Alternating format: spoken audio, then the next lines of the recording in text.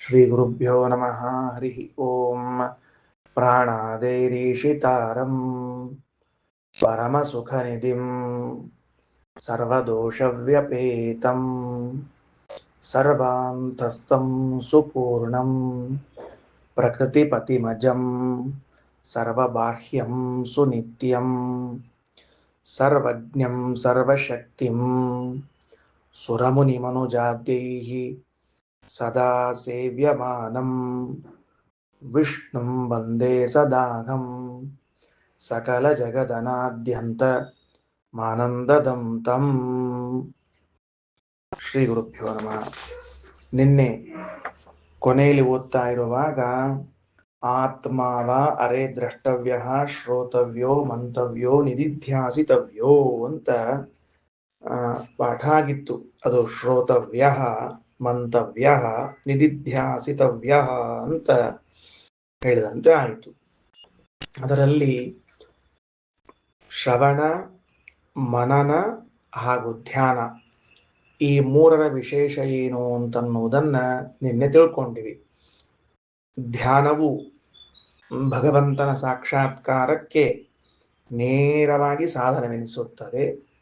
ಆಮೇಲೆ ನೇರವಾಗಿ ಸಾಧನ ಅದು ಅನಿಸಿದ ಮೇಲೆ ಶ್ರವಣಮನ್ನಗಳೇನ್ ಮಾಡ್ತಾವ, ಅವುಗಳು ನೇರವಾಗಿ ಸಾಧನವೆನಿಸುವುದಿಲ್ಲ, ಅವುಗಳು ಪರಂಪರೆಯ ಸಾಧನವೆನಿಸುತ್ತದೆ. ಹಾಗಾದರೆ ಅವುಗಳ ಕೆಲಸವೇನು? ಸಾಕ್ಷಾತ್ ಸಾಧನವಾದ ಧ್ಯಾನವನ್ನ ಬಿಟ್ಟು ಪರಂಪರೆಯ ಸಾಧನವಾಗಿರುವ ಶ್ರವಣಮನನಗಳನ್ನು ಬಿಟ್ಬಿಡ್ತೇವೆ, ಮಾಡುವುದೇ ಇಲ್ಲ ಅಂತಂತೀವಿ. ಅಂದ್ರೆ ಧ್ಯಾನಕ್ಕೆ ಪ್ರತಿಬಂಧಕವಾಗಿರುವಂತಹ ಮೂರು, ಒಂದು ಅಜ್ಞಾನ, ಇನ್ನೊಂದು ಸಂಶಯ, ಮತ್ತೊಂದು ವಿಪರೀತ ಜ್ಞಾನ, ಈ ಮೂರನ್ನೂ ಕೂಡ ನಿವಾರಣೆ ಮಾಡಲಿಕ್ಕೆ ಶ್ರವಣ ಮನನಗಳು ಅತ್ಯಂತ ಅವಶ್ಯವೆನಿಸಿದೆ. ಅದರಲ್ಲಿ ಅಜ್ಞಾನ ಅದು ಶ್ರವಣದಿಂದ ನಿವೃತ್ತವಾಗ್ತದೆ. ಆ ವಸ್ತುವಿನ ಬಗ್ಗೆ ಜ್ಞಾನವೇ ಇದ್ದಿದ್ದಿಲ್ಲ ಅಂತಂದ್ರೆ ಏನ್ ಧ್ಯಾನ ಮಾಡ್ತೀವಿ ಗೊತ್ತಾಗೋದಿಲ್ಲ. ಅಂದ ಮೇಲೆ ಏನಾಗಬೇಕು, ನಾವು ಆ ವಸ್ತುವನ್ನು ತಿಳಿದುಕೊಳ್ಳಬೇಕಾಗಿದ್ರೆ ಶ್ರವಣವನ್ನೇ ಮಾಡಬೇಕು. ಇದು ಯಾವ ವಸ್ತುವಿನ ಬಗ್ಗೆ ಹೇಳ್ತಿದ್ದಾರ? ಅತೀಂದ್ರಿಯವಾದ ವಸ್ತುಗಳ ಬಗ್ಗೆ ಹೇಳುತ್ತಿದ್ದಾರೆ, ಐಂದ್ರಿಯಕವಾದ ವಸ್ತುಗಳ ಬಗ್ಗೆ ಅಲ್ಲ. ಕಣ್ಣಿನಿಂದ ನೋಡ್ಲಿಕ್ಕೆ ಬರ್ತಿರುವಾಗ ಶ್ರವಣ ಯಾಕ ಅಂತ ವಿಚಾರ ಮಾಡ್ಲಿಕ್ಕೆ ಹೋಗ್ಬಾರ್ದು. ಆ ವಸ್ತುವಿನ ಬಗ್ಗೆ ಹೇಳ್ತಿಲ್ಲ. ಭಗವಂತನೋ, ಧರ್ಮಾಧರ್ಮಗಳೋ, ಸ್ವರ್ಗ ನರಕಗಳೋ ಇವೇನವ, ಇವುಗಳ ಬಗ್ಗೆ ಮಾತಾಡ್ತಿದ್ದಾರೆ. ಅಂದ ಮೇಲೆ ಇಲ್ಲಿ ಅಜ್ಞಾನ ನಿವಾರಣೆ ಮಾಡಿಸುವ ಸಾಮರ್ಥ್ಯ ಇದ್ದದ್ದು ಶ್ರವಣಕ್ಕೆ. ಆದ ಮೇಲೆ ಮನನ ಅದೇನ್ ಮಾಡ್ತದ, ಅದನ್ನ ಕೇಳಿದ ಮೇಲೆ ಸಂಶಯ ಉಂಟಾಗ್ತಿರ್ತದೆ ಕೆಲವೊಂದ್ಸರ್ತಿ. ಆ ಸಂಶಯ ನಿವಾರಣೆಗೆ, ಅಥವಾ ವಿಪರೀತವಾದ ಜ್ಞಾನ ಆಗಿರ್ತದ, ಬೇರೆನೇ ತಿಳ್ಕೊಂಡ್ಬಿಟ್ಟಿರ್ತೀವಿ, ಅದನ್ನ ನಿವಾರಣೆ ಮಾಡ್ಲಿಕ್ಕೆ ಮನನ ಅತ್ಯಂತ ಅವಶ್ಯಕ ಅಂತನ್ನುವುದನ್ನ ಸೂತ್ರದಲ್ಲಿ ವೇದವ್ಯಾಸ ದೇವರು ಹೇಳಿದ್ದನ್ನು ತಿಳಿಸಿಕೊಟ್ಟಿದ್ದಾರೆ. ಯಾರು ಹಾಗೆ ತಿಳಿಸಿಕೊಟ್ಟದ್ದು? ರಾಯರು ತಿಳಿಸಿಕೊಟ್ರು. ಏನಂತ ತಿಳಿಸಿಕೊಟ್ರು? ಓಂ ತನ್ನಿರ್ಧಾರಣಾರ್ಥ ನಿಯಮ ತದ್ದೃಷ್ಟೇ ಪೃಥಗ್ಹಿ ಅಪ್ರತಿಬಂಧ ಫಲಂ ಅಂತ ತಿಳಿಸಿಕೊಟ್ರು. ಸರಿ, ಹಾಗಾದರೆ ಇವತ್ತು ಮುಂದಿನ ಪಾಠದಲ್ಲಿ ಪ್ರವೇಶ ಮಾಡೋಣಂತ. ಮುಂದಿನ ವಾಕ್ಯ ಏನಿದೆ ನೋಡ್ರಿ. ಮೈತ್ರೇಯೀ ನಿಧಿಧ್ಯಾಸಿತವ್ಯ ಆದಮೇಲೆ ಮುಂದಿನ ಶಬ್ದ ಮೈತ್ರೇಯೀ ಆತ್ಮನಃ ವಾ ಅರೆ ದರ್ಶನೇನ ಶ್ರವಣೇನ ಮತ್ಯಾ ವಿಜ್ಞಾನೇನ ಇದಂ ಸರ್ವಂ ವಿದಿತಂ. ಈ ವಾಕ್ಯದ ಅರ್ಥ ಏನದ? ಮೈತ್ರೇಯೀ, ಎಲೆ ಮೈತ್ರೇಯೇ, ಆತ್ಮನಃ ವಾ ಅರೆ ದರ್ಶನೇನ, ಈ ಅರೆ ಅಂತನ್ನುವುದು ಸಂಬೋಧನೆ ಮಾಡುವಂತಹದ್ದು. ಅರೆ ಮೈತ್ರೇಯೀ ಅಂತ ಸಂಬೋಧನೆ ಮಾಡುವಂತಹ ಶಬ್ದ. ಅರೆ ಮೈತ್ರೇಯೀ, ಎಲೆ ಮೈತ್ರೇಯೇ, ನೋಡು, ಏನ್ ತಿಳ್ಕೋಬೇಕು ನೀನು ಅಂತಂದ್ರೆ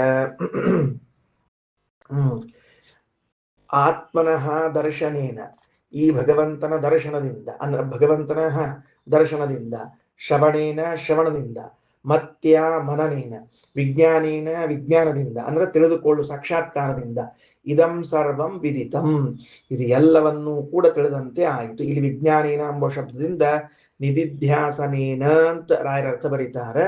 ವಿಜ್ಞಾನ ಶಬ್ದಕ್ಕ ನಿಧಿಧ್ಯಾಸನ ಅಂದ್ರೆ ಧ್ಯಾನ ಅಂತ ಬರೆದಿಟ್ಕೊಳ್ರಿ. ಯಾಕಂದ್ರೆ ವಿಜ್ಞಾನ ಅನ್ನೋ ಶಬ್ದ ವಿಶೇಷ ಜ್ಞಾನ ಎಂಬ ಅರ್ಥದಲ್ಲಿ ನಮಗೆ ತಿಳಿದು ಬರ್ತದೆ. ಇಲ್ಲಿ ವಿಶೇಷ ಜ್ಞಾನ ಎಂಬ ಅರ್ಥ ಬೇಕಾಗಿಲ್ಲ. ನಮಗ್ ಬೇಕಾಗಿದ್ದೇನು ಅಂದ್ರೆ ಧ್ಯಾನ ಅಂತ ಅರ್ಥ ಬೇಕಾಗಿದೆ. ಆತ್ಮನಃ ದರ್ಶನೇನ, ಭಗವಂತನ ಕಂಡದ್ದರಿಂದಾಗಿ, ಯಾಕಂದ್ರೆ ಅಲ್ಲಿ ಕಂಡದ್ದರಿಂದ ಅಂತ ಬಂದದ. ಭಗವಂತನನ್ನ ಕಂಡದ್ದರಿಂದಾಗಿ, ಶ್ರವಣ ಮಾಡಿದ್ದರಿಂದಾಗಿ, ಮನನ ಮಾಡಿದ್ದರಿಂದಾಗಿ, ಧ್ಯಾನ ಮಾಡಿದ್ದರಿಂದಾಗಿ ಏನಾಗ್ತದ? ಇದಂ ಸರ್ವಂ ವಿದಿತಂ, ಇದು ಎಲ್ಲವನ್ನೂ ಕೂಡ ತಿಳಿದಂತೆ ಆಯಿತು. ಇನ್ನೇನ್ ತಿಳಿಲಿಕ್ಕೆ ಉಳಿದಿಲ್ಲ ಅಂತ ಹೇಳ್ಬಿಟ್ರು. ಭಗವಂತನ ಜ್ಞಾನ ಆಗಿಬಿಟ್ರೆ ಇನ್ನೇನ್ ತಿಳ್ಕೊಳಿಕ್ ಬೇಕಾಗಿದೆ, ಇನ್ನೆಲ್ಲವೂ ತಿಳಿದಂತೆ ಆಯಿತು ಅಂತ ಇಷ್ಟು ಮೂಲವಾಕ್ಯ. ಮೂಲವಾಕ್ಯ ಆದ್ರೆ ಅದಕ್ಕೆ ಅವತಾರಿಕಾವನ್ನ ರಘುತ್ತಮ ಸ್ವಾಮಿಗಳವರು ಹಾಗೂ ರಾಘವೇಂದ್ರ ಸ್ವಾಮಿಗಳವರು ಕೊಡ್ತಾ ಇದ್ದಾರೆ. ಏನಂತಾರ? ಆತ್ಮ ವಾ ಅರೇ ದ್ರಷ್ಟವ್ಯ ಅಂತೇನದ. ಇಲ್ಲಿ ವಾ ಅನ್ನುವ ಶಬ್ದಕ್ಕೆ ವೈ ಅಂತ ಅರ್ಥ. ವಾ ಅನ್ನೋ ಶಬ್ದಕ್ಕೆ ವೈ, ವೈ ಅಂದ್ರೆ ಏವ. ಹಂಗ ಬರ್ಕೋಬೇಕು ನೀವು. ಬರ್ಕೊಳ್ಳೋ ಕಾಲಕ್ಕೆ ಏನ್ ಮಾಡ್ಬೇಕು? ವಾ ಅನ್ನೋದು ಶಬ್ದದ ಕೆಳಗ ಪೆನ್ಸಿಲ್ಲೇ ಗೆರೆ ಹಾಕೊಂಡು ಅದರ ಮೇಲೆ ವೈ ಅಂತ ಬರ್ಕೊಂಡು ಅದ್ರ ಮುಂದೆ ಈಸಿ ಕೊಲ್ಟು ಬರ್ಕೊಂಡು ಏವ ಅಂತ ಬರ್ಕೊಳ್ಬೇಕು. ಆತ್ಮ ವಾ ಅರೇ ದ್ರಷ್ಟವ್ಯ ಅಂದ್ರೆ ಆತ್ಮ ಏವ ದ್ರಷ್ಟವ್ಯ ಅಂತ ಹೇಳಿದಂತೆ ಆಯಿತು. ಆನಂದವರು ಒತ್ತ್ಯಾಕ ಅಂತ ಕೇಳಿದ್ರೆ ಆತ್ಮ ವಾ ಅರೇ ದ್ರಷ್ಟವ್ಯ ಅಂತಂತಿದ್ರೆ ಅದು ವಾ ಅನ್ನೋ ಶಬ್ದಕ್ಕ ಅಥವಾ ಅಂತ ಅರ್ಥ ಆಯ್ತು ಅಂತ ಇಟ್ಕೊಳ್ರಿ. ಇನ್ ಕೇಸ್ ಅಥವಾ ಅಂತ ಅರ್ಥ ಆಗ್ಬಿಟ್ರ ವಾ ಅಂದ್ರ ರಾಮೋವಾ ಕೃಷ್ಣೋವಾ, ರಾಮನಾಗಲಿ ಕೃಷ್ಣನಾಗಲಿ. ವಾ ಅನ್ನುವ ಶಬ್ದ ಇದು ಅಥವಾ ಎಂಬ ಅರ್ಥ ಹೇಳ್ಬಿಟ್ರೆ ಭಗವಂತನನ್ನಾಗಲಿ ಇನ್ಯಾರನ್ನಾಗಲಿ ತಿಳಿದುಕೊಂಡ್ರು ಮೋಕ್ಷ ಆಗ್ತದ ಅಂತ ಅನ್ನೋ ಅಭಿಪ್ರಾಯ ಬರ್ತದ. ಯಾಕಂದ್ರೆ ಮೈತ್ರೇಯಿ ಮೋಕ್ಷ ಸಾಧನವಾದ ಜ್ಞಾನ ಯಾವುದು ಅಂತ ಪ್ರಶ್ನೆ ಮಾಡಿದ್ದಾಳೆ. ಮೋಕ್ಷ ಸಾಧನವಾದದ್ದು ಯಾವುದು ಅಂತ. ಅದು ಭಗವಂತನ ಜ್ಞಾನ ಅಂತ ಹೇಳಬೇಕಾಗಿದೆ. ಭಗವಂತನ ಜ್ಞಾನ ಮಾತ್ರ ಅಂತ ತಿಳಿಸ್ಬೇಕಾದ್ರೆ ವಾ ಶಬ್ದವನ್ನ ಅಥವಾ ಎಂಬ ಅರ್ಥದಲ್ಲಿ ಹೇಳಬಾರದು. ಮತ್ತ ಏವ ಅನ್ನೋ ಅರ್ಥ ಬರಬೇಕಾದ್ರೆ ವಾವನ್ನ ವೈ ಮಾಡ್ಕೋಬೇಕು. ವೈವಾ ಆಗ್ಬೇಕದು. ವೈವಾ ಆದ ಮೇಲೆ ಏನ್ರಿ? ವೈವಾ ಆಗ್ಬೇಕದು. ವೈವಾ ಆದಾಗ ಮಾತ್ರ ಏವ ಆಗ್ತದೆ. ಏವ ಆದ್ರೆ ಆತ್ಮಾವಾ ಅಂದ್ರೆ ಆತ್ಮನನ್ನೂ ಅಲ್ಲ ಆತ್ಮನನ್ನೇ ಅಂತ ತಿಳ್ಕೊಬೇಕು ಅಂತ ಆಗ್ತದೆ. ಹೌದು, ಹಿಂಗ್ ಏವಕಾರಕ್ಕೆ ಹಿಂಗ್ ಸ್ವಾರಸ್ಯ ತರ್ಬೇಕಾದ್ರೆ ಪ್ರಶ್ನೆ ಏನ್ ಮಾಡ್ಕೋಬೇಕು ಮೊದಲ್? ಹಂಗಾರ ಏವಕಾರಕ್ಕೆ ಬರ್ಬೇಕು ಹಿಂಗಂದ್ರೆ ಪ್ರಶ್ನೆ ಏನ್ ಮಾಡ್ಕೋಬೇಕು ಅಂದ್ರ, ಈಗ ನೀವೇನಂದ್ರಿ ಭಗವಂತನನ್ನ ಕಾಣಬೇಕಾಗಿದ್ರೆ ಭಗವಂತನ ಬಗ್ಗೆ ತಿಳ್ಕೊಳ್ಬೇಕು, ಭಗವಂತನ ಬಗ್ಗೆ ಶ್ರವಣ ಮಾಡಬೇಕು, ಭಗವಂತನ ಬಗ್ಗೆ ಮನನ ಮಾಡಬೇಕು, ಭಗವಂತನನ್ನ ಧ್ಯಾನ ಮಾಡಬೇಕು ಅಂತ ಅಂದ್ರಿ. ಹೌದೋ ಇಲ್ಲೋ? ತಿಳ್ಕೊಬೇಕಾಗ್ಯದ ಯಾರನ್ನ ಕಾಣಬೇಕಾಗ್ಯದ? ಭಗವಂತನನ್ನ. ಭಗವಂತನನ್ನ ಕಾಣಬೇಕಾದಾಗ ಭಗವಂತನ ಬಗ್ಗೆ ಕೇಳಿರಿ, ಭಗವಂತನ ಬಗ್ಗೆ ಮನನ ಮಾಡ್ರಿ, ಭಗವಂತನ ಕುರಿತು ಧ್ಯಾನ ಮಾಡ್ರಿ. ಹಾಗಾದ್ರೆ ಇತರ ದೇವತೆಗಳನ್ನ ದರ್ಶನ ಮಾಡಿಕೊಳ್ಬೇಕಾದರೆ ಇತರ ದೇವತೆಗಳ ಬಗ್ಗೆ ಕೇಳ್ರಿ, ಇತರ ದೇವತೆಗಳ ಬಗ್ಗೆ ಮನನ ಮಾಡ್ರಿ, ಇತರ ದೇವತೆಗಳ ಬಗ್ಗೆ ಧ್ಯಾನ ಮಾಡ್ರಿ ಅಂತ ಆಯ್ತಲ್ಲ. ನಿಯಮ ನೀವೇ ಹೇಳ್ಕೊಟ್ರಲ್ಲ. ಈಗ ಏನ್ ನಿಯಮ ಹೇಳ್ಕೊಟ್ರಿ? ಯಾವ ವಸ್ತುವನ್ನ ಕಾಣಬೇಕೋ ಆ ವಸ್ತುವನ್ನ ಕಾಣಬೇಕಾಗಿದ್ದರೆ ಅದರ ಬಗ್ಗೆ ಮೊದಲು ಕೇಳಿರಿ, ನಂತರ ಮನನ ಮಾಡಿರಿ, ನಂತರ ಧೇನಿಸಿರಿ ಅಂತ ಆಯಿತು. ಇದು ಶಬ್ದಗಮ್ಯವಾದ ಎಲ್ಲಾ ಪದಾರ್ಥಗಳಿಗೂ ಸಮಾನವಾದ ನಿಯಮ ಆಯ್ತು. ಈಗ ಯಾಕ? ಭಗವಂತ ಹೇಗೆ ಅತೀಂದ್ರಿಯನಾದದ್ರಿಂದ ಶಬ್ದದಿಂದ ಗಮ್ಯನಾಗಿದ್ದಾನೋ, ದೇವತೆಗಳು, ಕರ್ಮವು, ಸ್ವರ್ಗವು, ನರಕವು ಎಲ್ಲವೂ ಅಷ್ಟೇ ಆಯ್ತಲ್ಲ. ಹಾಗಾದರೆ ಭಗವಂತನಿಗೂ ಇತರರಿಗೂ ವ್ಯತ್ಯಾಸ ಏನು? ಆತ್ಮಾವಾರೇ ದ್ರಷ್ಟವ್ಯ. ನೋಡು ಮೈತ್ರೇಯಿ, ಆ ಭಗವಂತನನ್ನ ನೀನು ಕಾಣಬೇಕಾಗಿದ್ರೆ ಅಂತ ಹೇಳಿ ಒತ್ತು ಕೊಟ್ಟು, ಕಾಣಬೇಕಾಗಿದ್ರೆ ಅಂತ ಒತ್ತು ಕೊಟ್ಟು, ಕಾಣಬೇಕಾಗಿದ್ರೆ ಶ್ರವಣ ಮನನಾದಿಗಳನ್ನ ಮಾಡು ಅಂತ. ಸರಿ, ಹಂಗ ಶ್ರವಣ ಮನನಾದಿಗಳನ್ನ ಮಾಡು ಅಂತ ನೀವು ಹೇಳೋದಾದ್ರೆ ಆಗ ಇತರ ದೇವತೆಗಳನ್ನ ತಿಳ್ಕೊಳ್ಳಿಕ್ಕೂ ನಾವು ಅದನ್ನೇ ಕೆಲಸ ಮಾಡ್ತೀವಿ ಅಂದ್ರೆ ಆಗ ಉತ್ತರ, ಇತರ ದೇವತೆಗಳನ್ನ ತಿಳಿದುಕೊಳ್ಳುವ ಅವಶ್ಯಕತೆಯೇ ಬೀಳುವುದಿಲ್ಲ ನಿನಗೆ. ಯಾಕೆ? ಮೋಕ್ಷಕ್ಕಾಗಿ ತಿಳಿದುಕೊಳ್ಳಬೇಕಾದದ್ದು ಭಗವಂತನೊಬ್ಬನನ್ನೇ. ಅವ ಹೆಂಗಿದ್ದಾನ ಅಂದ್ರೆ ಮೋಕ್ಷಕ್ಕಾಗಿ ತನ್ನ ಜ್ಞಾನ ಮಾಡಿಸಿಕೊಟ್ಟ ಅಂದ್ರೆ ಇನ್ನುಳಿದ ಯಾವುದರ ಜ್ಞಾನ ಆಗಬೇಕಾಗಿದೆಯೋ ಅದು ಎಲ್ಲದರ ಜ್ಞಾನವು ಹಾಗೇ ಬಿಡುತ್ತದ. ಈ ಅಂಶವನ್ನ ತರ್ಲಿಕ್ಕೆ ಇಷ್ಟು ಚಂದ ವಿವರಣೆಯನ್ನು ಕೊಟ್ಟಿದ್ದಾರೆ. ನೋಡ್ಕೊಳ್ರಿ ವಾಕ್ಯ ಹೆಂಗದ ಅಂತ ಹೇಳಿ. ಮೈತ್ರೇಯಿ ಆತ್ಮನಃ ವಾ ಅರೇ ದ್ರಷ್ಟವ್ಯ ದರ್ಶನೇನ ಶ್ರವಣೇನ ಮತ್ಯ ವಿಜ್ಞಾನೇನ ಇದಂ ಸರ್ವಂ ವಿದಿತಾಂ ಭವತಿ. ಇದೆಲ್ಲವೂ ತಿಳಿದಂತೆ ಆಯಿತು. ಯಾಕ ಅಂತಂದ್ರೆ ಎರಡು ಮೂರು ಕಾರಣಗಳನ್ನು ಹೇಳ್ತಾ ಇದ್ದಾರೆ. ಅಲ್ಲಿ ಮೊದಲು ಭಾಷ್ಯದ ಆ ಭಾಷ್ಯದಲ್ಲಿ ಹೇಳಿದ ಮಾತನ್ನು ನೋಡ್ಕೋಣಂತ. ಭಾಷ್ಯದಲ್ಲಿ ಹೇಳಿರುವಂತಹದ್ದು ನೋಡ್ರಿ. ಈಗ ಸೂಚನಾ ಕೊಟ್ಟು ಮುಂದೆ ಹೊರಡ್ತೀನಿ. ಭಗವಂತನೊಬ್ಬನನ್ನ ತಿಳಿದರೆ ಇನ್ನುಳಿದ ಎಲ್ಲ ವಸ್ತುವನ್ನ ತಿಳಿದಂತಾಯಿತು. ಯಾಕ ಅಂದ್ರೆ ಪ್ರಧಾನವಾದದ್ದನ್ನ ತಿಳಿದಾಗ ಅಪ್ರಧಾನವಾದದ್ದನ್ನೆಲ್ಲ ತಿಳಿದಂತೆ ಆಯಿತು. ಒಂದು. ಎರಡನೇದ್ದು, ಕಾರಣವಾದ ವಸ್ತುವನ್ನು ತಿಳಿದಾಗ ಕಾರ್ಯ ಏನು ಎಂಬುದು ತಿಳಿದು ಬರ್ತದೆ. ಎರಡನೇದ್ದು. ಮೂರನೇದ್ದು, ಆ ಎಲ್ಲದಕ್ಕೂ ಆಶ್ರಯ ನೀಡಿದವನವನಾದ್ದರಿಂದ ಅವನನ್ನು ತಿಳಿದುಕೊಂಡಾಗ ಆಶ್ರಿತವಾದ ವಸ್ತುಗಳ ಜ್ಞಾನ ಆಗಿಯೇ ಬಿಡುತ್ತದೆ. ಈ ಮೂರು ಕಾರಣಗಳಿಂದ ಅವನೊಬ್ಬನನ್ನ ತಿಳಿದುಕೊಂಡ್ರೆ ಸಾಕು. ಪ್ರಧಾನನಾದವನು ಹರಿ, ಅಪ್ರಧಾನರಾದವರು ಉಳಿದವರು.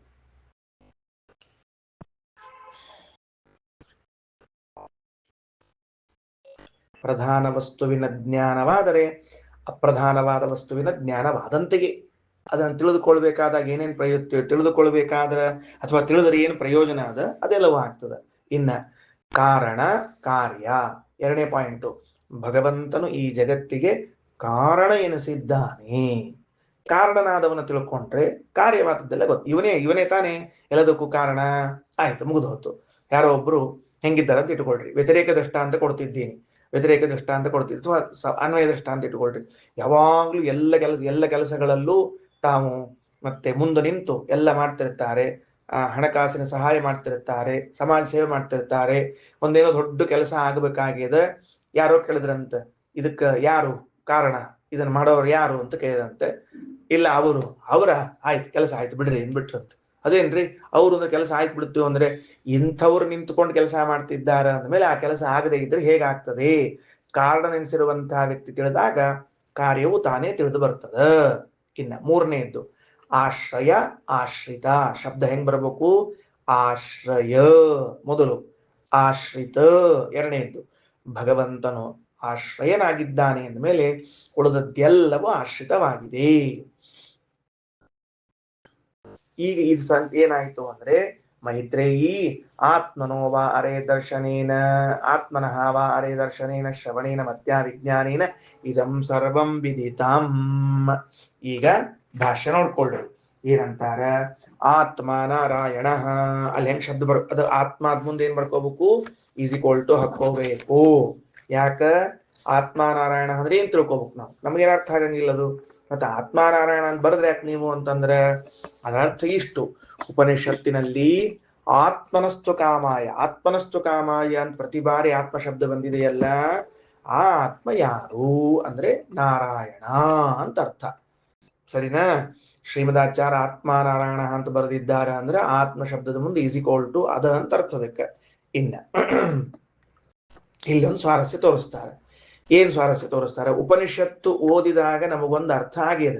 ಅಂದ್ರೆ ಆಚಾರ್ಯರ ಭಾಷ್ಯದ ಹಿನ್ನೆಲೆಯಲ್ಲಿ ನಮಗೊಂದು ಅರ್ಥ ಆಗ್ಯದ.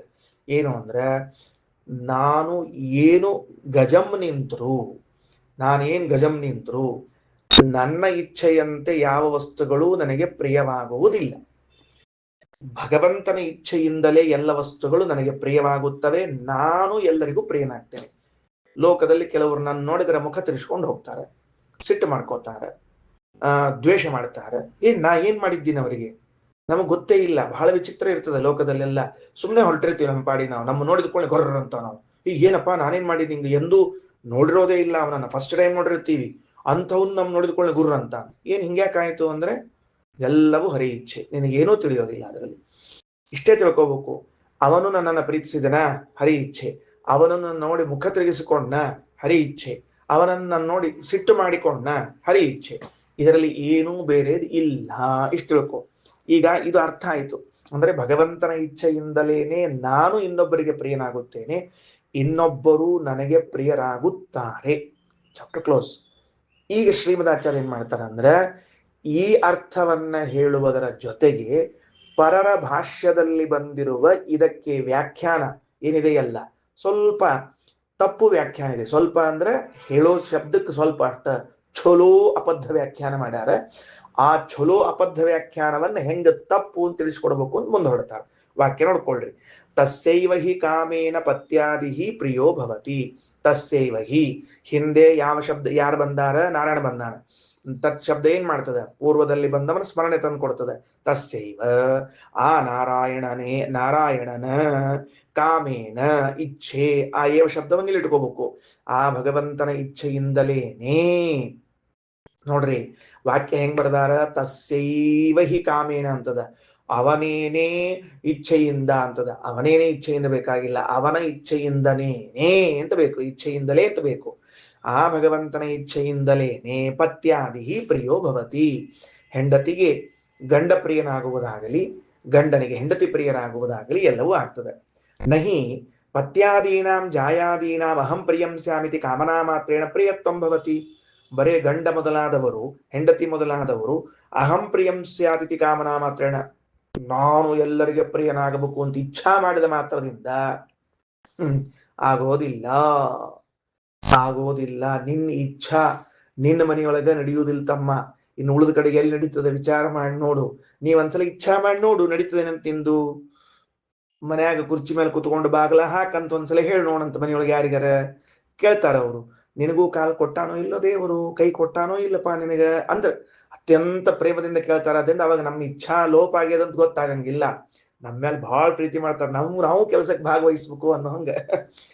ಭಗವದ್ ಇಚ್ಛೆಯೈವ ಹಿ ತದ್ಭವತಿ. ಯಾರಿಂದ ಆಗ್ತದೆ? ಭಗವಂತನ ಇಚ್ಛೆಯಿಂದಲೇ ಆಗುತ್ತದೆ. ಭಗವದ್ ಇಚ್ಛೆಯೈವ ಹಿ ತದ್ಭವತಿ. ಭಗವಂತನ ಇಚ್ಛೆಯಿಂದಲೇನೇ ಉಂಟಾಗುತ್ತದೆ. ಅಲ್ರಿ, ಇಷ್ಟ್ಯಾಕೆ ಶ್ರೀಮದಾಚಾರ್ಯರನ್ನು ಒತ್ತಿ ಕೊಡಬೇಕು? ಯಾಕೆ ಕೊಡಬೇಕು ಅಂದ್ರೆ ಬೇರೆಯವರು ಏನು ವ್ಯಾಖ್ಯಾನ ಮಾಡಿದ್ದಾರೆ. ಅನ್ಯಥಾ ಜಾಯಾರ್ಥೆ ಪತ್ಯರ್ಥೆ ಇತ್ತೇವ ಸ್ಯಾತ್. ಜಾಯಾರ್ಥೆ ಪತ್ಯರ್ಥೆ ಅಂತ ಹಿಂಗಿರಬೇಕಾಗಿತ್ತು. ಈ ಇಡೀ ವಾಕ್ಯವನ್ನ ಅವ್ರು ಹೆಂಗ್ ಹೊಂದಿಸಿಬಿಟ್ಟಾರ ಅಂದ್ರ, ನವ ಅರೆ ಪತ್ಯು ಕಾಮಾಯ ಪತಿ ಪ್ರಿಯೋ ಭವತಿ, ಆತ್ಮನಸ್ತು ಕಾಮಾಯ ಪತಿ ಪ್ರಿಯೋ ಭವತಿ ಅನ್ನೋ ವಾಕ್ಯವನ್ನ ಅವರು ಹೊಂದಿಸಿದ್ದು ಹೇಗೆ ಎಂದರೆ, ಬೇರೆ ವ್ಯಾಖ್ಯಾನಕಾರರು ನೋಡು, ಜಗತ್ತಿನೊಳಗ ಯಾರೂ ಇನ್ನೊಬ್ಬರ ಸಲುವಾಗಿ ಇನ್ನೊಂದನ್ನು ಮಾಡೋದಿಲ್ಲ. ಎಲ್ಲ ಸ್ವಾರ್ಥ. ನೆನಪಿಟ್ಟುಕೊಂಡಿರು. ನನ್ನ ಪ್ರಯೋಜನಕ್ಕಾಗಿ ನಾನು ಹೆಂಡತಿ ಮಕ್ಕಳನ್ನು ಪ್ರೀತಿಸುತ್ತೇನೆ. ಹೆಂಡತಿ ಮಕ್ಕಳ ಪ್ರಯೋಜನಕ್ಕಾಗಿ ಅಲ್ಲ. ನನ್ನ ಹೆಂಡತಿಗೆ ಏನೋ ಲಾಭ ಇದೆ ಅಂತ ನಾನ್ಯಾಕೆ ಹೆಂಡತಿನ ಪ್ರೀತಿಸ್ಕೋದ್ ಕೂಡ್ಲಿ, ತಲೆ ಕೆಟ್ಟದೆ ನನಗೇನ್ರ? ನನ್ನ ಪ್ರಯೋಜನ ಅದ ಅನ್ನೋದಕ್ಕಾಗಿ ನಾನು ಹೆಂಡತಿ ಮಕ್ಕಳನ್ನು ಪ್ರೀತಿಸ್ತೇನೆ ಅಂದ್ರೆ ಇಲ್ಲೇನ್ ಮಾಡ್ಬಿಟ್ರು, ಆತ್ಮನಸ್ತು ಕಾಮಾಯ ಅನ್ನೋ ಶಬ್ದಕ್ಕ ಬೇರೆ ವ್ಯಾಖ್ಯಾನಕಾರರು ನನ್ನ ಪ್ರಯೋಜನಕ್ಕಾಗಿ ಅಂತ ವ್ಯಾಖ್ಯಾನ ಮಾಡಿದ್ದಾರೆ. ಶ್ರೀಮದಾಚಾರ್ಯ ಮಾಡಿದ ಅರ್ಥ ಏನು ಅಂದ್ರೆ ಭಗವಂತನ ಇಚ್ಛೆಯಿಂದ ಅಂತ ಅರ್ಥ ಮಾಡಿದ್ದಾರೆ. ಒಂದಕ್ಕೊಂದು ಸಂಬಂಧವೇ ಇಲ್ಲ. ಅಜಗಜಾಂತರ ವ್ಯತ್ಯಾಸ. ಅಜಗಜಾಂತರ ಬರ್ಕೊಳ್ರಿ. ಏನ್ ಬರ್ಕೋಬೇಕು? ಪರವ್ಯಾಖ್ಯಾನ ಅಂತ ಟೈಟಲ್ ಕೊಟ್ಟು, ಪರವ್ಯಾಖ್ಯಾನ ಅಂತ ಟೈಟಲ್ ಕೊಟ್ಟು ಬರ್ಕೋಬೇಕು. ಆತ್ಮನಸ್ತು ಕಾಮಾಯ ಇಷ್ಟು ಬರ್ಕೊಂಡಿಟ್ಕೊಳ್ರಿ. ಆತ್ಮನಸ್ತು ಕಾಮಾಯ ಅಂತ ಬರ್ಕೊಳ್ರಿ. ಆತ್ಮನಸ್ತು ಕಾಮಾಯ ಅನ್ನೋ ಶಬ್ದಕ್ಕ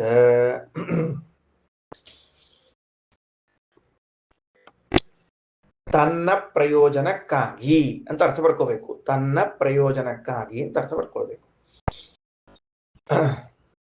ಆತ್ಮನಸ್ತು ಕಾಮಾಯ ಅನ್ನೋ ಶಬ್ದಕ್ಕ ತನ್ನ ಪ್ರಯೋಜನಕ್ಕಾಗಿ ಅಂತ ಅರ್ಥ ಬರ್ಕೋಬೇಕು.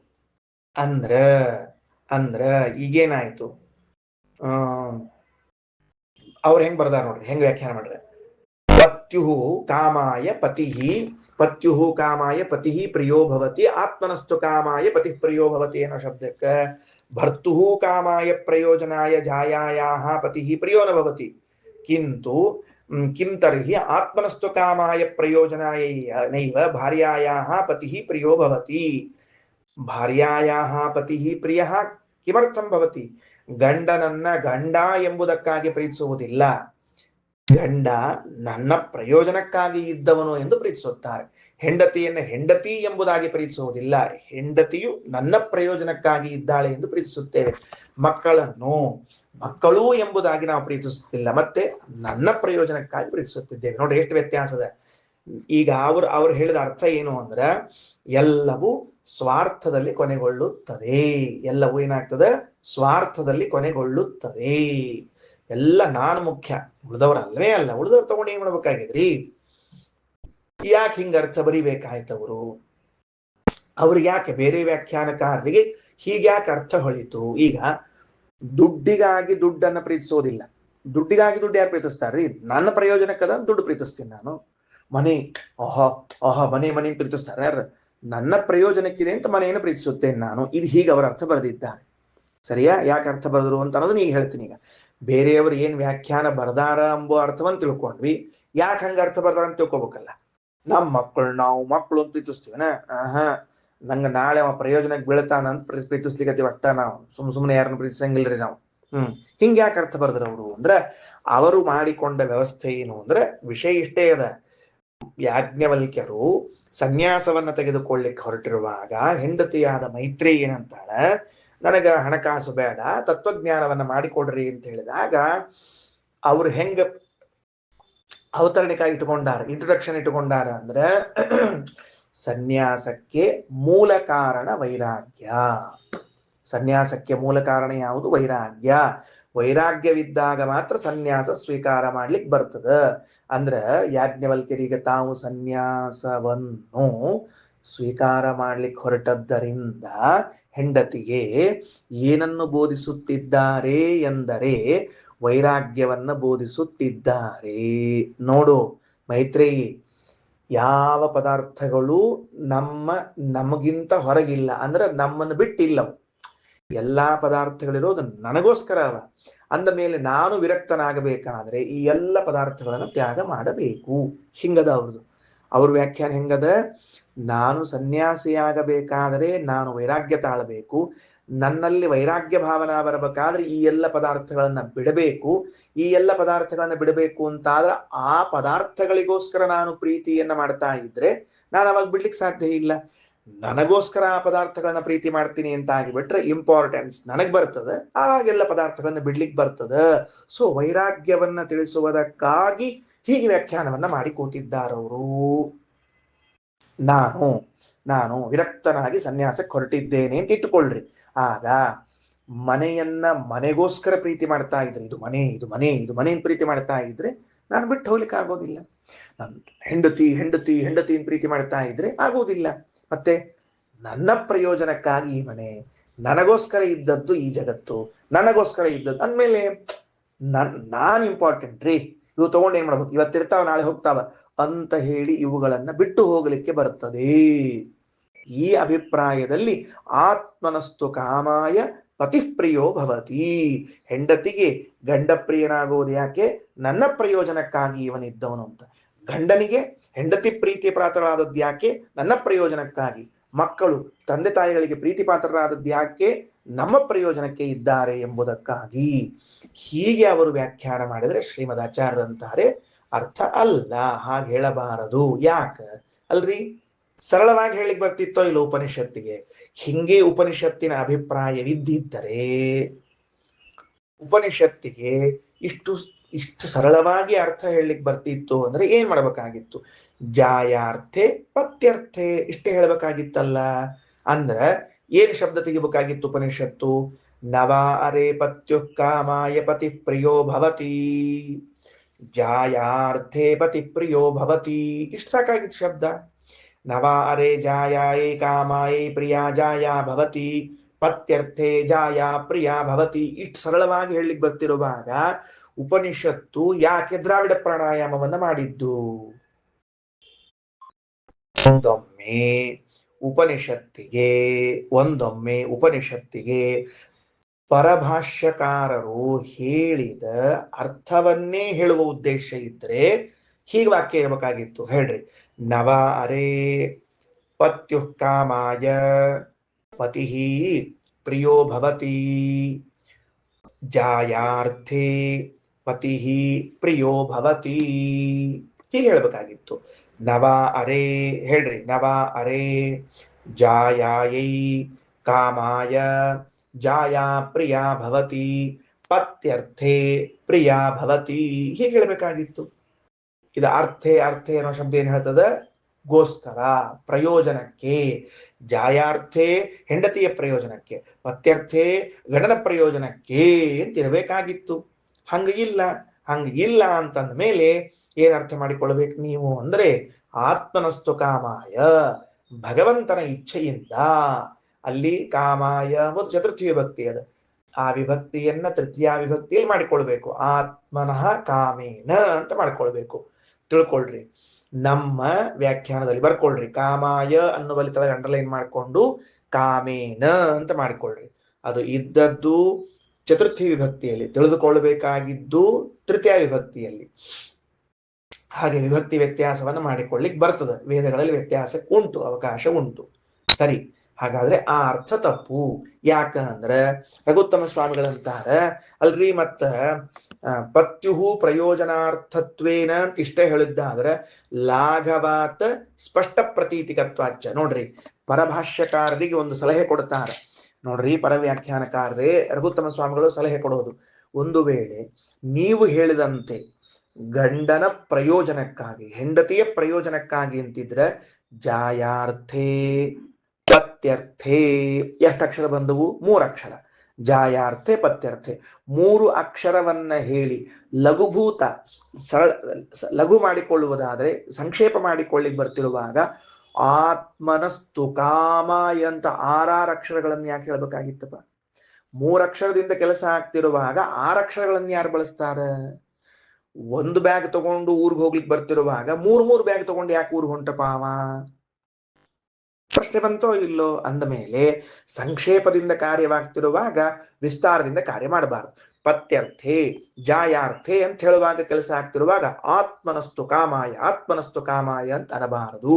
ಹಾಗಾಗಿ ವೇದಕ್ಕೆ ಉದ್ದೇಶ ಏನಿದೆ ಅಂದ್ರೆ ಆತ್ಮನಃ ಭಗವಂತನ ಕಾಮಾಯ ಕಾಮೇನ, ದೇವರ ಇಚ್ಛೆಯಿಂದಲೇ ಈ ಎಲ್ಲ ವಸ್ತುಗಳು ಪ್ರೀತಿ ಪಾತ್ರವಾಗ್ತವ, ಇಲ್ಲದೆ ಇದ್ರೆ ಇಲ್ಲ ಅನ್ನೋ ಅರ್ಥವನ್ನ ಹೇಳಬೇಕು.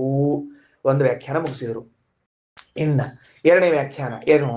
ಪ್ರಾಧಾನ್ಯಾತ್ ಇದಂ ಸರ್ವಂ ವಿದಿತಂ. ಭಗವಂತನು ಪ್ರಧಾನನಾದದ್ದರಿಂದ, ಅವರನ್ನ ತಿಳಿದದ್ದರಿಂದ ಉಳಿದವರನ್ನೆಲ್ಲರನ್ನ ತಿಳಿದಂತೆ ಆಯಿತು. ಇನ್ನ ಸರ್ವ ಕಾರಣತ್ವಾಚ್ಯ ಸರ್ವ ಪ್ರಾಧಾನ್ಯಂ ಭಗವತಃ. ಎಲ್ಲದಕ್ಕೂ ಕಾರಣನಾದದ್ದರಿಂದ ಭಗವಂತ ಪ್ರಧಾನ ಎಂದು ಕರೆಸಿಕೊಳ್ಳುತ್ತಾನೆ.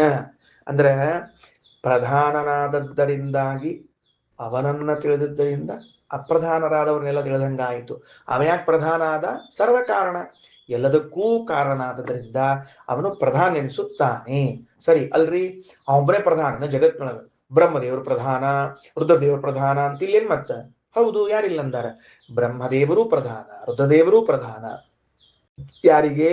ಅವರವರ ಕೆಳಗಿನವರಿಗೆ. ಲಕ್ಷ್ಮೀ ದೇವಿಯು ಪ್ರಧಾನಳು, ಹೌದೋ ಅಲ್ಲೋ? ಎಸ್. ಯಾರಿಗೆ? ಬ್ರಹ್ಮದೇವರಿಗಿಂತಲೂ. ಮತ್ತ ಅಂದ್ಮೇಲೆ ಭಗವಂತನೊಬ್ಬನೇ ಪ್ರಧಾನ ಅಂತ ಹೆಂಗಂದ್ರಿ ಅಂದ್ರೆ ತಿಳ್ಕೊ, ಪ್ರಾಧಾನ್ಯ ಅಪ್ರಾಧಾನ್ಯಯೋರಪಿ ಸಯೇವ ಹಿ ಹೇತು. ತೆಳಗಿನ ವಾಕ್ಯ, ಭಾಷ್ಯವಾಕ್ಯ ಕೊನೆಯದು. ಪ್ರಾಧಾನ್ಯ ಅಪ್ರಾಧಾನ್ಯಯೋರಪಿ ಸಯೇವ ಹೇತು. ಲಕ್ಷ್ಮೀದೇವಿ ಬ್ರಹ್ಮಾದಿಗಳಿಗಿಂತ ಪ್ರಧಾನ ಎನಿಸಲಿ ಎನ್ನುವುದಕ್ಕೂ ಅವನೇ ಕಾರಣ. ಬ್ರಹ್ಮದೇವರು ರುದ್ರಾದಿಗಳಿಗಿಂತಲೂ ಪ್ರಧಾನರೆನಿಸಲಿ ಎಂಬುದಕ್ಕೂ ಅವನೇ ಕಾರಣ. ಅಂದಮೇಲೆ ಲೋಕದಲ್ಲಿದ್ದ ಪ್ರಾಧಾನ್ಯ ಅಪ್ರಧಾನ್ಯಕ್ಕೂ ಕಾರಣ ಅವನೇ, ಸ್ವಯಂ ಅವನೇ ಪ್ರಧಾನ, ಸರ್ವ ಕಾರಣನಾದ್ರಿಂದ ಪ್ರಧಾನ. ಅಂದಮೇಲೆ ಅವನನ್ನು ತಿಳಿದುಕೊಳ್ಳದೆ ಇನ್ಯಾರನ್ನು ತಿಳ್ಕೋಬೇಕು? ಆದ್ರಿಂದ ಅವನನ್ನು ತಿಳಿದುಕೊಳ್ಳುವುದರಿಂದ ಎಲ್ಲವನ್ನ ತಿಳಿದಂತೆ ಆಯಿತು. ವಿಜ್ಞಾನೇನ ಇದಂ ಸರ್ವಂ ವಿದಿತಂ ಭವತಿ. ಬೇರೆ ವ್ಯಾಖ್ಯಾನಕಾರರು ಏನ್ ಮಾಡ್ಯಾರ ಇಲ್ಲಿ? ಯಾಕೆ ಶ್ರೀಮದಾಚಾರ್ಯ ಇದನ್ನ ಪ್ರಧಾನ ಪ್ರಧಾನ ಅಂತ ತರಬೇಕಾಯಿತು ಅಂದ್ರೆ ಅವ್ರು ಹೆಂಗ್ ಬರ್ದಾರ? ಈ ಜಗತ್ತೆಲ್ಲವೂ ಕೂಡ ಆತ್ಮನಲ್ಲಿ ಆರೋಪಿತವಾಗಿರುವಂತಹದ್ದಾಗಿದೆ. ಏನಾಗಿದೆ? ಈ ಜಗತ್ತೆಲ್ಲವೂ ಕೂಡ ಆತ್ಮನಲ್ಲಿ ಆರೋಪಿತ. ಹೇಗೆ? ಹಗ್ಗದಲ್ಲಿ ಹಾವು ಆರೋಪಿತವಾಗಿದೆಯೋ, ಹಗ್ಗದಲ್ಲಿ ಹಾವು ಆರೋಪಿತ ಆಗಿದೆ. ಅಂದ ಮೇಲೆ ಆರೋಪಿತವಾಗಿರುವಂತಹ ಹಾವನ್ನ ಓಡಿಸಬೇಕಾಗಿದ್ದರೆ ಏನ್ ಮಾಡಬೇಕು? ಹಗ್ಗವನ್ನು ತಿಳಿಬೇಕು. ಹಾಗಾದರೆ ಬ್ರಹ್ಮನಲ್ಲಿ ಆರೋಪಿತವಾದ ಈ ಜಗತ್ತನ್ನ ನೀವು ಓಡಿಸಬೇಕಾಗಿದ್ದರೆ, ವಿರಕ್ತರಾಗಬೇಕಾಗಿದ್ದರೆ, ತ್ಯಾಗ ಮಾಡಬೇಕಾಗಿದ್ದರೆ ಆ ಆರೋಪಕ್ಕೆ ಅಧಿಷ್ಠಾನನಾಗಿರುವಂತಹ ಬ್ರಹ್ಮನನ್ನು ತಿಳ್ಕೊಳ್ಬೇಕು. ಅದಕ್ಕೆ ಹೇಳ್ತಾರ, ಏನಂತ ಹೇಳ್ಯಾರ? ಮೈತ್ರೇಯಿ ದೃಷ್ಟೇ ಶ್ರುತೆ ಮತೆ ವಿಜ್ಞಾತೆ ಇದಂ ಸರ್ವಂ ವಿದಿತಂ ಭವತಿ. ಆ ಶಬ್ದ ನೋಡ್ಕೊಳ್ರಿ. ಆತ್ಮನಃ ವಾ ಅರೆ ದರ್ಶನೇನ, ಉಪನಿಷತ್ತು ಮೇಲೆ, ಶ್ರವಣೇನ ಮತ್ಯ ವಿಜ್ಞಾನೇನ ಇದಂ ಸರ್ವಂ ವಿದಿತಂ ಭವತಿ. ಇದು ಎಲ್ಲವೂ ತಿಳಿದಂತೆ ಆಯಿತು. ಯಾಕ? ಭಗವಂತನನ್ನ ತಿಳಿದಾಗ, ಬ್ರಹ್ಮನನ್ನ ತಿಳಿದಾಗ ಅವನಲ್ಲಿ ಆರೋಪಿತವಾಗಿರುವಂತಹ ವಸ್ತುಗಳೆಲ್ಲವೂ ತಿಳಿದು ಬಿಡ್ತದೆ. ಶುಕ್ತಿ ಅಂತ ಜ್ಞಾನ ಆದಾಗ ಆರೋಪಿತವಾದ ರಜತ ಅಂತ ತಿಳಿತದೋ ಇಲ್ಲೋ? ಸಿಂಪಲ್ಲು.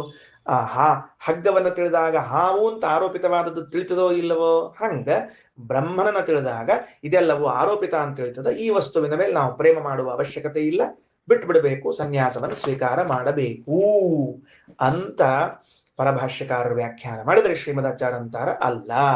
ಭಗವಂತನು ಪ್ರಧಾನ, ಭಗವಂತ ಸರ್ವಕಾರಣ, ಭಗವಂತ ಸರ್ವಾಶ್ರಯ, ಆದ್ರಿಂದ ಅವನನ್ನು ತಿಳಿದುಕೊಳ್ಳಬೇಕು ಅಂತ ಹೇಳಲಿಕ್ಕೆ ಹೊರಟಿದ್ದಾರೆ. ಇದಿಷ್ಟು ಈ ಘಟ್ಟ. ಇದರ ಮೇಲೆ ಏನು, ಭಗವಂತನು ಸರ್ವರಿಗೂ ಆಶ್ರಯನಾಗಿದ್ದಾನೆ ಎಂದು ತಿಳಿಯಲೇಬೇಕು ಅಂತ ಹೇಳುವಾಗ ತಿಳಿಯದೆ ಹೋದರೆ ಏನು ಅನರ್ಥವಿದೆ ಎನ್ನುವ ಎಚ್ಚರವನ್ನು ಕೊಡುತ್ತಾರೆ. ನಾವೆಲ್ಲರೂ ಭಗವಂತನನ್ನು ಆಶ್ರಯಿಸಿಕೊಂಡವರು, ನಾವು ಭಗವಂತನನ್ನು ಆಶ್ರಯಿಸಿಕೊಂಡವರು ಅಂತ ತಿಳಿಯದೆ ಹೋದರೆ ಎಂತಹ ಅನರ್ಥ, ಎಂತಹ ಅನರ್ಥ. ಬ್ರಹ್ಮದೇವರು ಭಗವಂತನ ಆಶ್ರಯಿಸಿಕೊಂಡಿದ್ದಾರೆ, ರುದ್ರದೇವರು ಭಗವಂತನ ಆಶ್ರಯಿಸಿಕೊಂಡಿದ್ದಾರೆ, ಜಗತ್ತು ಭಗವಂತನ ಆಶ್ರಯಿಸಿಕೊಂಡಿದೆ. ಒಂದು ವೇಳೆ ತಪ್ಪಿ ಬ್ರಹ್ಮದೇವರು ಭಗವಂತನ ಆಶ್ರಯಿಸಿಕೊಂಡಿಲ್ಲ, ಸ್ವತಂತ್ರರಾಗಿ ಇದ್ದಾರೆ, ಅಥವಾ ಇನ್ನೊಬ್ಬರ ಆಶ್ರಯದಲ್ಲಿದ್ದಾರೆ ಅಂತ ಹೀಗೇನಾದರೂ ತಪ್ಪು ತಿಳುವಳಿಕೆಯನ್ನ ಮಾಡಿಕೊಂಡರೇ ಅಂತ ಮುಂದಿನ ಘಟ್ಟದಲ್ಲಿ ಹೇಳಲಿಕ್ಕೆ ಹೊರಟಿದ್ದಾರೆ. ನೋಡ್ರಿ, ಭಗವಂತನ ಆಶ್ರಯದಲ್ಲಿ ಎಲ್ಲರೂ ಇದ್ದಾರೆ ಎಂದು ತಿಳಿಯಬೇಕು. ತಿಳಿಯದೇ ಹೋದ್ರೆ ಏನು ಅನರ್ಥವಾಗ್ತದ ಅಂತಂದ್ರೆ, ತಗೊಳ್ರಿ ವಾಕ್ಯ, ಬ್ರಹ್ಮ ತಂ ಪರಾದಾತ್ ಯೋ ಅನ್ಯತ್ರ ಆತ್ಮನಃ ಬ್ರಹ್ಮವೇದ, ಕ್ಷತ್ರಂ ತಂ ಪರಾದಾತ್ ಯೋ ಅನ್ಯತ್ರ ಆತ್ಮನಃ ಕ್ಷತ್ರಂ ವೇದ, ಲೋಕಾಹ ತಂ ಪರಾದುಃ ಯೇ ಅನ್ಯತ್ರ ಆತ್ಮನಃ ಲೋಕಾನ್ ವೇದ, ದೇವಾಹ ತಂ ಪರಾದುಃ ಯೇ ಅನ್ಯತ್ರ ಆತ್ಮನಃ ದೇವಾನ್ ವೇದ, ಭೂತಾನಿ ತಂ ಪರಾದುಃ ಯೋ ಅನ್ಯತ್ರ ಆತ್ಮನಃ ಭೂತಾನಿ ವೇದ, ಸರ್ವಂ ತಂ ಪರಾತ್ ಯೋ ಅನ್ಯತ್ರ ಆತ್ಮನಃ ಸರ್ವಂ ವೇದ. ಇದಂ ಬ್ರಹ್ಮ ಇದಂ ಕ್ಷತ್ರಂ ಇಮೇ ಲೋಕಾಹ ಇಮೇ ದೇವಾಹ ಇಮಾನಿ ಭೂತಾನಿ ಇದಂ ಸರ್ವಂ ಯದ ಅಯಮಾತ್ಮ. ಕೆಳಗಡೆಗೆ ಭಾಷ್ಯ, ಅನ್ಯತ್ರ ಆತ್ಮನಃ ಬ್ರಹ್ಮವೇದ ಅನ್ನೋ ಶಬ್ದಕ್ಕೆ ಉಪನಿಷತ್ನಲ್ಲಿ ಹಂಗದ, ಅನ್ಯತ್ರ ಆತ್ಮನಃ ಬ್ರಹ್ಮವೇದ ಅಂತ ಅರ್ಥ ಏನು, ಭಗವದಧೀನತ್ವೇನ ನವೇದ. ಈ ಜಗತ್ತು ಭಗವಂತನ ಅಧೀನವಾಗಿದೆ, ಭಗವಂತನ ಆಶ್ರಯದಲ್ಲಿದೆ ಎಂದು ತಿಳಿಯದೆ ಹೋದರೆ, ಆಶ್ರಯ ಅಧೀನ ಎರಡೂ ಅಷ್ಟೇ ಅರ್ಥ. ಬಿಡಿಸಿ ಬಿಡಿಸಿ ಶಬ್ದದಲ್ಲಿ ಹೇಳ್ತೀವಿ, ನೀವು ನನ್ನ ಆಶ್ರಯದಲ್ಲಿ ಇದ್ದೀರಿ ಅಂದ್ರು ನನ್ನ ಅಧೀನ ಇದ್ದೀರಿ ಅಂದ್ರೂ ಒಂದೇ ಅರ್ಥ, ನೀವು ನನ್ನ ಅಧೀನ ಅಂದ್ರೂ ನನ್ನ ಆಶ್ರಯದಲ್ಲಿ ಇದ್ದೀರಿ ಅಂತ ಅಷ್ಟೇ ಅರ್ಥ. ಎರಡನ್ನು ರಾಯರು ಮೂರು ಅರ್ಥವನ್ನು ಬರೆದಿದ್ದಾರೆ ಅಭಿಪ್ರಾಯದಲ್ಲಿ, ಅದಕ್ಕೆ ಹೇಳಿದ್ದೀನಿ.